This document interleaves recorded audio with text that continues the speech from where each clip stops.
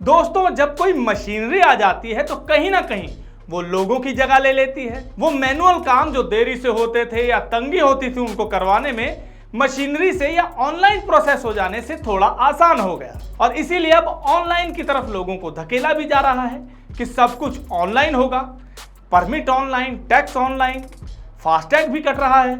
लेकिन तब क्या हो जब ये मशीनरी फेल हो जाए, उसका भी तो कोई ऑल्टरनेटिव या बदल रखा जाए। क्योंकि ऐसी एक समस्या गाड़ी मालिक के सामने आई जिससे वो काफी परेशान हुए और अब ये उनके सर का दर्द बना हुआ है। क्या हुआ ऐसा, क्यों है वो परेशान, जानेंगे आज के प्रोग्राम लॉरी में।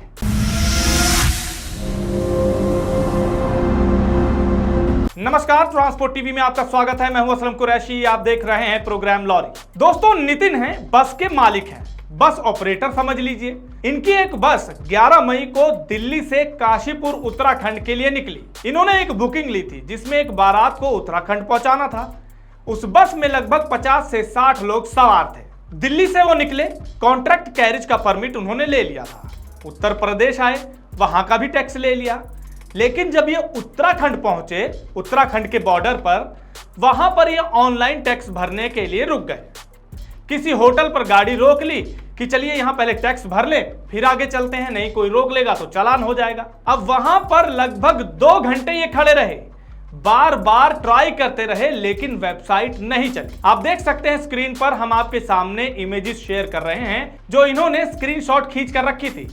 इस पर अगर आप समय देखें तो अलग अलग समय पर ये ट्राई किए गए। 3:23 पर, फिर 5:17 पर, उसके बाद भी ये ट्राई करते रहे। लगभग रात 7:08 की भी स्क्रीनशॉट इन्होंने भेजी है, तब भी वो वेबसाइट नहीं चली। अब जब थक हार गए, क्योंकि सवारियां बस में थी, आगे जाना था, अब मौका भी ऐसा था कि सवारियां ज्यादा देर इंतजार नहीं कर सकती थी, तो ये वहां से निकल पड़े।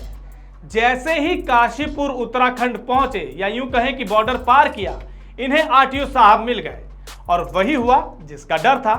आरटीओ साहब ने रुकवाया और इनका चालान कर दिया कि इन्होंने टैक्स नहीं दिखाया है। आप देख सकते हैं चालान में लिखा हुआ है फेल टू प्रोड्यूस डॉक्यूमेंट्स। अब इसका इन्होंने 1000 रुपए का चालान यहां कर दिया। गाड़ी मालिक ने, ड्राइवर ने बहुत सी दलीलें दी, कहा कि वेबसाइट खराब थी, बार बार प्रयास किए, नहीं चली, स्क्रीनशॉट दिखाए, वीडियो दिखाई, लेकिन ये नहीं माने। उन्होंने जो करना था वो कर दिया, एक ना सुनी। अब इस बात पर गाड़ी मालिक का कहना है कि ऐसी स्थिति में आखिर गाड़ी मालिक करे क्या। वो तो टैक्स भरने को तैयार है, उन्हें भी मालूम है कि बिना टैक्स के जाएंगे तो बड़ा नुकसान होगा। लेकिन ऐसे फेलियर पर क्या प्रावधान है कि गाड़ी मालिकों को, सवारियों को दिक्कत ना आए।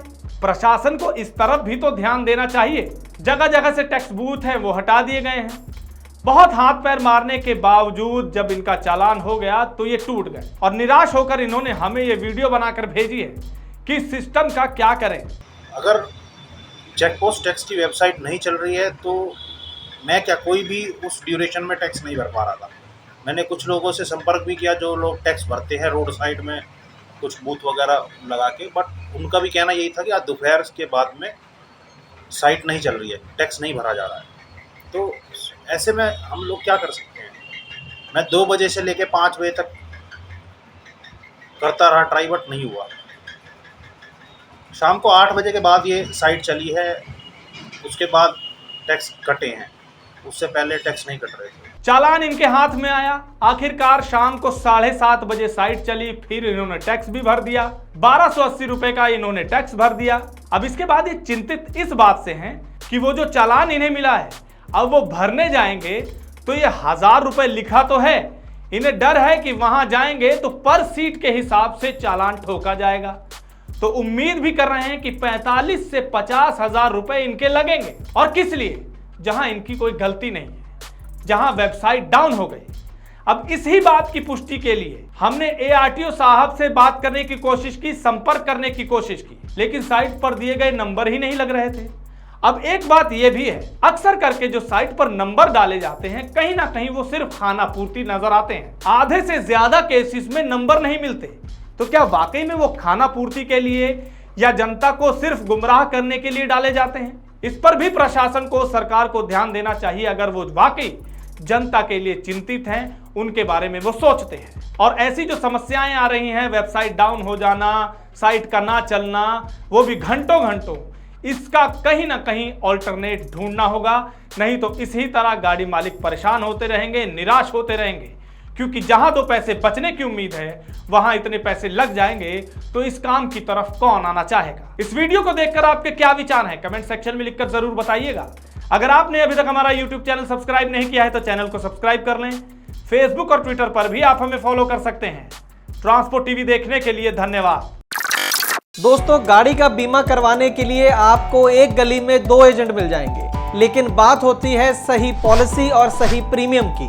ट्रांसपोर्ट टीवी पर हमें हर रोज ढेरों ऐसे केस मिलते हैं जहां पर एक एजेंट ने सस्ती पॉलिसी के नाम पर गाड़ी मालिक के साथ फ्रॉड किया है, लेकिन इसके बारे में पता चलता है क्लेम के समय, और अगर क्लेम की नौबत ना आए तो पता भी नहीं चलता। इसीलिए दोस्तों, ट्रांसपोर्ट टीवी लाया है ट्रांसपोर्ट मॉल, जो गाड़ियों का बीमा करवाने के लिए सबसे सही जगह है। तो बीमा के लिए व्हाट्सएप करें अपनी गाड़ियों के नंबर 90831 90831 पर। आप भरोसा कर सकते हैं हम पर।